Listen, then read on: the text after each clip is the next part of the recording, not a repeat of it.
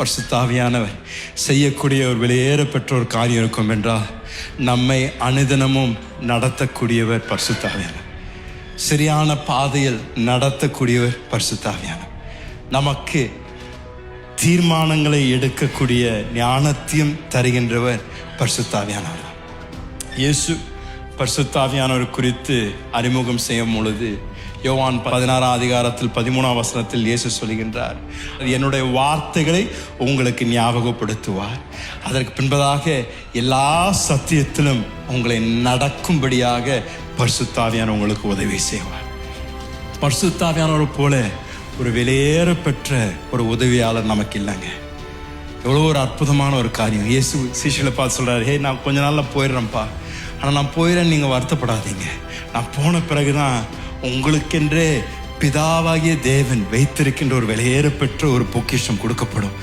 என்னுடைய பிரசனத்தை காட்டிலும் அவர் உங்களோடு கூட இருந்து உங்களுக்கு அன்னிதனமும் உங்களை வழி நடத்துவார் என்று இயேசு அவர்களை பார்த்து உற்சாகப்படுத்தினார்.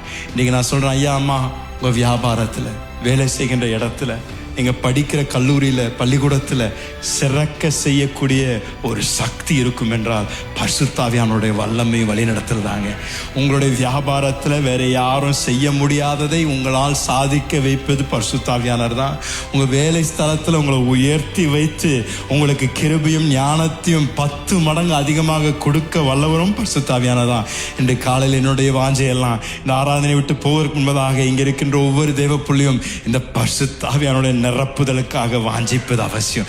ஆவியானவரே, என்ன நிரப்புங்க, உம்முடைய ஆவியினால் என்ன நிரப்புங்க, ஒரு புதிய அபிஷேகத்தினால் என்ன நிரப்புங்க என்று ஒவ்வொரு தேவ புள்ளியும் கேட்கணும். இதுவரைக்கும் பரிசுத்த ஆவியானோட அபிஷேகத்தை உங்களோட வாழ்க்கையில் அனுபவிக்காமல் இருந்தீங்கன்னா இதுதான் உங்களுடைய ஜெபமாய் மாறணும். ஒவ்வொரு நாளும் தேவ பிரசன்னம் வரும்பொழுது, ஆண்டவரே என்ன நிரப்புங்க, என்ன நிரப்புங்க, என்ன நிரப்புங்க, என்னோட வாழ்க்கையில் இந்த மறுரூபத்தின் அனுபவம் எனக்கு வேணும் என்று நீங்க ஜெபிக்க ஆரம்பிக்க தேவன் உங்களுடைய வாழ்க்கையை கட்டாயம் தலைகளாய் மாற்ற வல்லவராய் இருக்கின்றார்.